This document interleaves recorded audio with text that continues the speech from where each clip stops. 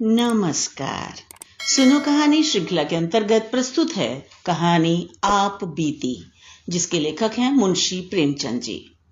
प्राय अधिकांश साहित्य सेवियों के जीवन में एक ऐसा समय आता है जब पाठकगण उनके पास श्रद्धापूर्ण पत्र भेजने लगते हैं। कोई उनकी रचना शैली की प्रशंसा करता है, कोई उनके सद्विचारों पर मुग्ध हो जाता है। लेखक को भी कुछ दिनों से यह सौभाग्य प्राप्त है। ऐसे पत्रों को पढ़कर उसका हृदय कितना गदगद हो जाता है, इसे किसी साहित्य सेवी से ही पूछना चाहिए। अपने फटे कंबल पर बैठा हुआ वह गर्व और आत्मगौरव की लहरों में डूब जाता है। भूल जाता है कि रात को गीली लकड़ी से भोजन पकाने के कारण सिर में कितना दर्द हो रहा था। खटमलों और मच्छरों ने रात भर कैसे नींद हराम कर दी थी। मैं भी कुछ हूं, यह अहंकार उसे एक क्षण के लिए उन्मत्त बना देता है। पिछले साल सावन के महीने में मुझे एक ऐसा ही पत्र मिला। उसमें मेरी क्षुद्र रचनाओं की दिल खोल कर दाद दी गई थी। पत्र प्रेषक महोदय स्वयं एक अच्छे कवि थे। मैं उनकी कविताएं पत्रिकाओं में अक्सर देखा करता था। यह पत्र पढ़कर फूला ना समाया। उसी वक्त जवाब लिखने बैठा। उस तरंग में जो कुछ लिख गया इस समय याद नहीं। इतना जरूर याद है कि पत्र आदि से अंत तक प्रेम के उद्गारों से भरा हुआ था। मैंने कभी कविता नहीं की और न कोई गद्य काव्य ही लिखा, पर भाषा को जितना संवार सकता था उतना संवारा। यहां तक कि जब पत्र समाप्त करके दोबारा पढ़ा तो कविता का आनंद आया। सारा पत्र भाव लालित्य से परिपूर्ण था। 5वें दिन कवि महोदय का दूसरा पत्र आ पहुंचा। वह पहले पत्र से भी कहीं अधिक मर्मस्पर्शी था। प्यारे भैया कहकर मुझे संबोधित किया गया था। मेरी रचनाओं की सूची और प्रकाशकों के नाम ठिकाने पूछे गए थे। अंत में यह शुभ समाचार है कि मेरी पत्नी जी को आपके ऊपर बड़ी श्रद्धा है। वह बड़े प्रेम से आपकी रचनाओं को पढ़ती हैं। वही पूछ रही हैं कि आपका विवाह कहाँ हुआ है, आपकी संतानें कितनी हैं, तथा आपका कोई फोटो भी है हो तो कृपया भेज दीजिए। मेरी जन्मभूमि और वंशावली का पता भी पूछा गया था। इस पत्र विशेषतः उसके अंतिम समाचार ने मुझे पुलकित कर दिया। यह पहला ही अवसर था कि मुझे किसी महिला के मुख से, चाहे वह प्रतिनिधि द्वारा ही क्यों न हो, अपनी प्रशंसा सुनने का सौभाग्य प्राप्त हुआ। गरूर का नशा छा गया। धन्य है भगवान, अब रमणियां भी मेरे कृत्य की सराहना करने लगी। मैंने तुरंत उत्तर लिखा। जितने कर्णप्रिय शब्द मेरी स्मृति के कोश में थे सब खर्च कर दिए। मैत्री और बंधुत्व से सारा पत्र भरा हुआ था। अपनी वंशावली का वर्णन किया।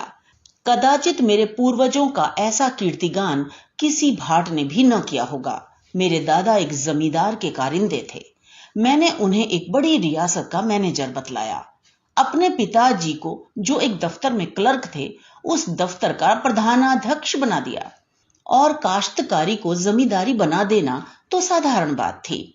अपनी रचनाओं की संख्या तो न बढ़ा सका, पर उनके महत्व, आदर और प्रचार का उल्लेख ऐसे शब्दों में किया जो नम्रता की ओट में अपने गर्व को छिपाते हैं। कौन नहीं जानता कि बहुधा तुच्छ का अर्थ उससे विपरीत होता है और दीन के माने कुछ और ही समझे जाते हैं। स्पष्ट से अपनी बड़ाई करना उच्छृंखलता है, मगर सांकेतिक शब्दों से आप इसी काम को बड़ी आसानी से पूरा कर सकते हैं। खैर, मेरा पत्र समाप्त हो गया और तत्क्षण लेटर बॉक्स के पेट में पहुंच गया। इसके बाद 2 सप्ताह तक कोई पत्र न आया। मैंने उस पत्र में अपनी गृहिणी की ओर से भी 2-4 समयोचित बातें लिख दी थीं। आशा थी घनिष्ठता और भी घनिष्ठ होगी। कहीं कविता में मेरी प्रशंसा हो जाए तो क्या पूछना, फिर तो साहित्य संसार में मैं ही नजर आऊं।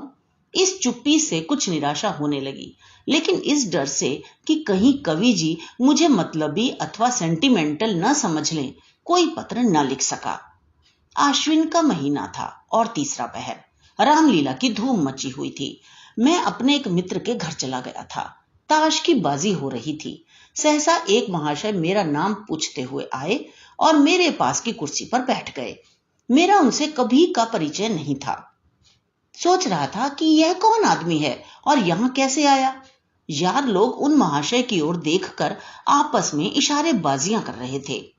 उनके आकार प्रकार में कुछ नवीनता अवश्य थी।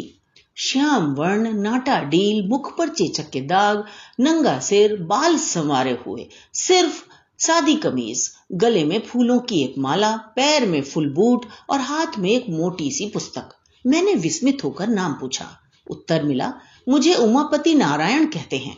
मैं उठकर उनके गले से लिपट गया। यह वही कवि महोदय थे जिनके कई प्रेम पत्र मुझे मिल चुके थे। कुशल समाचार पूछा, पान इलायची से खाते की। फिर पूछा, आपका आना कैसे हुआ? उन्होंने कहा, मकान पर चलिए तो सब वृत्तांत कहूंगा। मैं आपके घर गया था, वहां मालूम हुआ आप यहाँ हैं, पूछता हुआ चला आया। मैं उमापति जी के साथ घर चलने को उठ खड़ा हुआ। जब वह कमरे से बाहर निकल गए तो मेरे मित्र ने पूछा, यह कौन साहब है? मैं बोला, मेरे एक नए दोस्त हैं। मित्र बोला, जरा इनसे होशियार रहिएगा, मुझे तो उचक्के से मालूम होते हैं। मैंने जवाब दिया, आपका अनुमान गलत है। आप हमेशा आदमी को उसकी सज धज से परखा करते हैं, पर मनुष्य कपड़ों में नहीं हृदय में रहता है। मित्र बोले, खैर ये रहस्य की बातें तो आप जाने, मैं आपको आगाह किए देता हूं। मैंने इसका कुछ जवाब नहीं दिया। उमापति जी के साथ घर पर आया, बाजार से भोजन मंगवाया, फिर बातें होने लगी। उन्होंने मुझे अपनी कई कविताएं सुनाई। स्वर बहुत सरस और मधुर था। कविताएं तो मेरी समझ में खाक न आई, पर मैंने तारीफों के पुल बांध दिए। झूम झूम कर वाह वाह करने लगा, जैसे मुझसे बढ़कर कोई काव्य रसिक संसार में न होगा। संध्या को हम रामलीला देखने गए। लौटकर उन्हें फिर भोजन कराया। अब उन्होंने अपना वृत्तांत सुनाना शुरू किया। इस समय वह अपनी पत्नी को लेने के लिए कानपुर जा रहे हैं। उसका मकान कानपुर में ही है। उनका विचार है कि एक मासिक पत्रिका निकालें। उनकी कविताओं के लिए एक प्रकाशक 1000 रुपए देता है, पर उनकी इच्छा तो यह है कि उन्हें पहले पत्रिका में क्रमशः निकाल कर फिर अपनी ही लागत से पुस्तकार छपवाए। कानपुर में उनकी जमींदारी भी है, पर वह साहित्यिक जीवन व्यतीत करना चाहते हैं। जमींदारी से उन्हें घृणा है। उनकी स्त्री एक कन्या विद्यालय में प्रधानाध्यापिका है। आधी रात तक बातें होती रही। अब उनमें से अधिकांश याद नहीं है। हाँ, इतना याद है कि हम दोनों ने मिलकर अपने भावी जीवन का एक कार्यक्रम तैयार कर लिया था। मैं अपने भाग्य को सराहता था कि भगवान ने बैठे बैठाए एक सच्चा मित्र भेज दिया। आधी रात बीत गई तो सोए। उन्हें दूसरे दिन 8 बजे की गाड़ी से जाना था। मैं जब सोकर उठा तब 7 बज चुके थे। उमापति जी हाथ मुंह धोए तैयार बैठे थे। बोले, अब आज्ञा दीजिए, लौटते समय इधर ही से जाऊंगा। इस समय आपको कुछ कष्ट दे रहा हूं, क्षमा कीजिएगा। मैं कल चला तो प्रातः काल के 4 बजे थे। 2 बजे रात से पड़ा जाग रहा था कि कहीं नींद ना आ जाए, बल्कि यूं समझिए कि सारी रात जागना पड़ा, क्योंकि चलने की चिंता लगी हुई थी। गाड़ी में बैठा तो झपकियां आने लगी। कोट उतार कर रख दिया और लेट गया। तुरंत नींद आ गई। मुगल सराय में नींद खुली। कोट गायब। नीचे ऊपर चारों तरफ देखा, कहीं पता नहीं। समझ गया कि किसी महाशय ने उड़ा दिया। सोने की सजा मिल गई। कोट में 50 रुपए खर्च के लिए रखे थे, वे भी उसके साथ उड़ गए। आप मुझे 50 रुपए दे दें, पत्नी को मैके से लाना है, कुछ कपड़े वगैरह ले जाने पड़ेंगे। फिर ससुराल में सैकड़ों तरह के नेक जोग लगने हैं। कदम कदम पर रुपए खर्च होते हैं। न खर्च कीजिए तो हंसी हो। मैं इधर से लौटूंगा तो देता जाऊंगा। मैं बड़े संकोच में पड़ गया। एक बार पहले भी धोखा खा चुका था। तुरंत भ्रम हुआ कहीं अब की फिर वही दशा न हो, लेकिन शीघ्र ही मन के इस अविश्वास पर लज्जित हुआ। संसार में सभी मनुष्य एक से नहीं होते। ये बेचारे इतने सज्जन हैं, इस समय संकट में पड़ गए हैं और मिथ्या संदेह में पड़ा हुआ हूं। घर में आकर पत्नी से कहा, तुम्हारे पास कुछ रुपए तो नहीं है? स्त्री ने पूछा, क्या करोगे? मैंने कहा, मेरे मित्र जो कल आए हैं उनके रुपए किसी ने गाड़ी में चुरा लिए। उन्हें बीवी को विदा कराने ससुराल जाना है, लौटती बार देते जाएंगे। पत्नी ने व्यंग्य करके कहा, तुम्हारे यहां जितने मित्र आते हैं सब तुम्हें ठगने ही आते हैं और सभी संकट में पड़े रहते हैं। मेरे पास रुपए नहीं है। मैंने खुशामद करते हुए कहा, लाओ दे दो, बेचारे तैयार खड़े हैं, गाड़ी छूट जाएगी। स्त्री बोली, कह दो इस समय घर में रुपए नहीं है। मैंने कहा, यह कह देना आसान नहीं है। इसका अर्थ तो यह है कि मैं दरिद्र ही नहीं मित्रहीन भी हूं। नहीं तो क्या मेरे लिए 50 रुपए का इंतजाम नहीं हो सकता?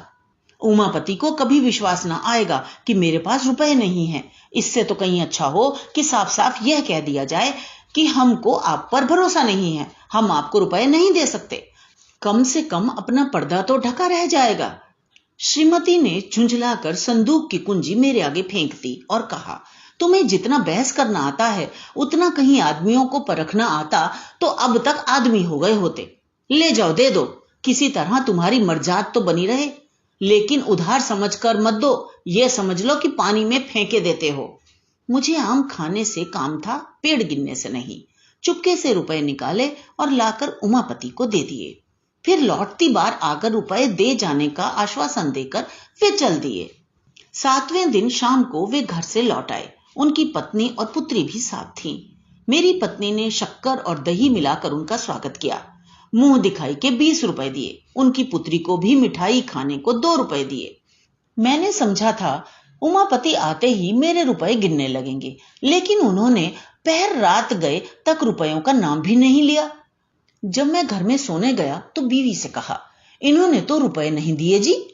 पत्नी ने व्यंग से हंसकर कहा, तो क्या सचमुच तुम्हें आशा थी कि वह आते ही तुम्हारे हाथ में रुपए रख देंगे? मैंने तो उससे पहले ही कह दिया था कि फिर पाने की आशा से रुपए मत दो, यही समझ लो कि किसी मित्र को सहायतार्थ दे दिए। लेकिन तुम भी विचित्र आदमी हो। मैं लज्जित और चुप हो गया। उमापति जी 2 दिन रहे। मेरी पत्नी उनका यथोचित आदर सत्कार करती रही, लेकिन मुझे उतना संतोष न था। मैं समझता था इन्होंने मुझे धोखा दिया। तीसरे दिन प्रातःकाल वे चलने को तैयार हुए। मुझे अब भी आशा थी कि वे रुपए देकर जाएंगे, लेकिन जब उनकी नई राम कहानी सुनी तो सन्नाटे में आ गया। वे अपना बिस्तर बांधते हुए बोले, बड़ा ही खेद है कि अब की बार आपके रुपए न दे सका। बात यह है कि मकान पर पिताजी से भेंट ही नहीं हुई। वे तहसील वसूल करने गांव चले गए थे और मुझे इतना अवकाश न था कि गांव तक जाता। रेल का रास्ता नहीं है, बैलगाड़ियों पर जाना पड़ता है। इसलिए मैं एक दिन मकान पर रहकर ससुराल चला गया। वहां सब रुपए खर्च हो गए। विदाई के रुपए न मिल जाते तो यहां तक आना कठिन था। अब मेरे पास रेल का किराया तक नहीं है। आप मुझे 25 रुपए और दे दें, मैं वहां जाते ही भेज दूंगा। मेरे पास इक्के तक का किराया नहीं है। जी में आया कि टका सा जवाब दे दूं, पर इतनी अशिष्टता न हो सकी। फिर पत्नी के पास गया और रुपए मांगे। अब कि उन्होंने बिना कुछ कहे सुने रुपए निकालकर मेरे हवाले कर दिए। मैंने उदासीन भाव से रुपए उमापति जी को दिए। जब उनकी पुत्री और अर्धांगिनी जीने से उतर गईं, तो उन्होंने बिस्तर उठाया और मुझे प्रणाम किया। मैंने बैठे बैठे सिर हिलाकर जवाब दिया। उन्हें सड़क तक पहुंचाने भी न गया। 1 सप्ताह के बाद उमापति जी ने लिखा, मैं कार्यवश बरार जा रहा हूं, लौट कर रुपए भेजूंगा। 15 दिन के बाद एक पत्र लिखकर कुशल समाचार पूछे। कोई उत्तर न आया। 15 दिन के बाद फिर रुपयों का तकाजा किया, उसका भी कुछ जवाब न मिला। 1 महीने बाद फिर तकाजा किया, उसका भी यही हाल। एक रजिस्ट्री पत्र भेजा, वह पहुंच गया, इसमें संदेह नहीं, लेकिन जवाब उसका भी न आया। समझ गया, समझदार जोरू ने जो कहा था वह अक्षरशः सत्य था। निराश होकर चुप हो रहा। इन पत्रों की मैंने पत्नी से चर्चा भी नहीं की और न उसी ने कुछ इस बारे में पूछा।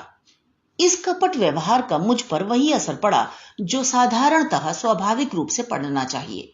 कोई ऊंची और पवित्र आत्मा इस छल पर भी अटल रह सकती थी। उसे यह समझकर संतोष हो सकता था कि मैंने अपने कर्तव्य को पूरा कर दिया। यदि ऋणी ने ऋण नहीं चुकाया तो मेरा क्या अपराध? पर मैं इतना उदार नहीं हूं। यहां तो महीनों सिर खपाता हूं, कलम घिसता हूं, तब जाकर नगद नारायण के दर्शन होते हैं। इसी महीने की बात है। मेरे यंत्रलय में एक नया कंपोजिटर बिहार प्रांत से आया। काम में चतुर जान पड़ता था। मैंने उसे 15 रुपए मासिक पर नौकर रख लिया। पहले किसी अंग्रेजी स्कूल में पढ़ता था। असहयोग के कारण पढ़ना छोड़ बैठा था। घर वालों ने किसी प्रकार की सहायता देने से इनकार किया। विवश होकर उसने जीविका के लिए यह पेशा अख्तियार कर लिया। कोई 17-18 वर्ष की उम्र थी। स्वभाव में गंभीरता थी। बातचीत बहुत सलीके से करता था। यहां आने के तीसरे दिन बुखार आने लगा। 2-4 दिन तो ज्यों त्यों करके काटे, लेकिन जब बुखार न छूटा तो घबरा गया। घर की याद आई और कुछ ना सही घर वाले क्या दवा दर्पण भी ना करेंगे। मेरे पास आकर बोला, महाशय मैं बीमार हो गया हूं, आप कुछ रुपए दे दें तो घर चला जाऊं। वहां जाते ही रुपयों का प्रबंध करके भेज दूंगा। वह वास्तव में बीमार था। मैं उससे भली भांति परिचित था। यह भी जानता था कि यहां रहकर वह कभी स्वास्थ्य लाभ नहीं कर सकता। उसे सचमुच सहायता की जरूरत थी। पर मुझे शंका हुई कि कहीं यह भी रुपए हजम न कर जाए। जब एक विचारशील सुयोग्य विद्वान पुरुष धोखा दे सकता है तो ऐसे अर्ध शिक्षित नवयुवक से कैसे यह आशा की जाए कि वह अपने वचन का पालन करेगा। मैं कई मिनट तक घोर संकट में पड़ा रहा। अंत में बोला, भाई मुझे तुम्हारी दशा पर बहुत दुख है, पर मैं इस समय कुछ न कर सकूंगा। बिल्कुल खाली हाथ हूं, खेद है। यह कोरा जवाब सुनकर उसकी आंखों से आंसू गिरने लगे। वह बोला, आप चाहें तो कुछ न कुछ प्रबंध अवश्य कर सकते हैं। मैं जाते ही आपके रुपए भेज दूंगा। मैंने दिल में कहा, यहां तुम्हारी नीयत साफ है, लेकिन घर पहुंचकर भी यही नीयत रहेगी, इसका क्या प्रमाण है? नीयत साफ रहने पर भी मेरे रुपए दे सकोगे या नहीं, यह कौन जाने। कम से कम तुमसे वसूल करने का मेरे पास कोई साधन नहीं है। प्रकट में कहा, इसमें मुझे कोई संदेह नहीं है, लेकिन खेद है कि मेरे पास रुपए नहीं हैं। हां, तुम्हारी जितनी तनख्वाह निकलती हो वह ले सकते हो। उसने कुछ जवाब नहीं दिया। किम कर्तव्य विमूढ़ की तरह एक बार आकाश की ओर देखा और चला गया। मेरे हृदय में कठिन वेदना हुई, अपनी स्वार्थपरता पर ग्लानि हुई। पर अंत में मैंने जो निश्चय किया था उसी पर स्थिर रहा। इस विचार से मन को संतोष हो गया कि मैं ऐसा कहां का धनी हूं जो यों रुपए पानी में फेंकता फिरूं। यह है उस कपट का परिणाम जो मेरे कवि मित्र ने मेरे साथ किया। मालूम नहीं आगे चलकर इस निर्बलता का क्या कुफल निकलता, पर सौभाग्य से उसकी नौबत ना आई। ईश्वर को मुझे इस अपयश से बचाना मंजूर था।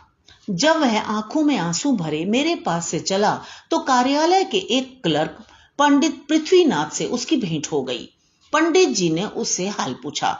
पूरा वृतांत सुन लेने पर बिना किसी आगा पीछा के उन्होंने 15 रुपए निकाल कर उसे दे दिए। ये रुपए उन्हें कार्यालय के मुनीम से उधार लेने पड़े। मुझे ये हाल मालूम हुआ तो हृदय के ऊपर से एक बोझ सा उतर गया। अब वह बेचारा मजे से अपने घर पहुंच जाएगा। यह संतोष मुफ्त ही में प्राप्त हो गया।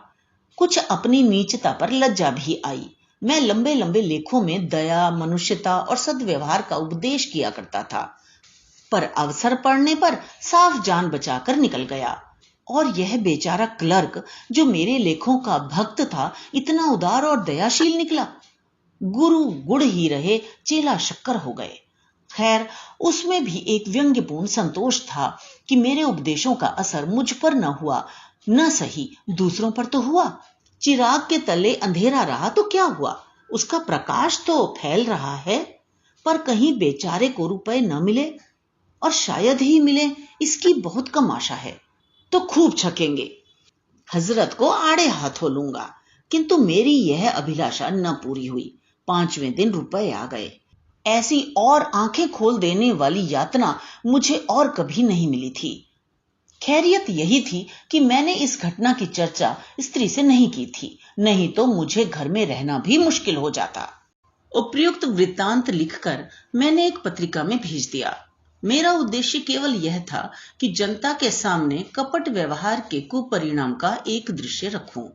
मुझे स्वप्न में भी आशा न थी कोई प्रत्यक्ष फल निकलेगा। इसी से जब चौथे दिन अनायास मेरे पास 75 रुपए का मनी ऑर्डर पहुंचा तो मेरे आनंद की सीमा न रही। प्रेषक वही महाशय थे, उमापति। कूपन पर केवल क्षमा लिखा हुआ था। मैंने रुपए ले जाकर पत्नी के हाथों में रख दिए और कूपन दिखलाया।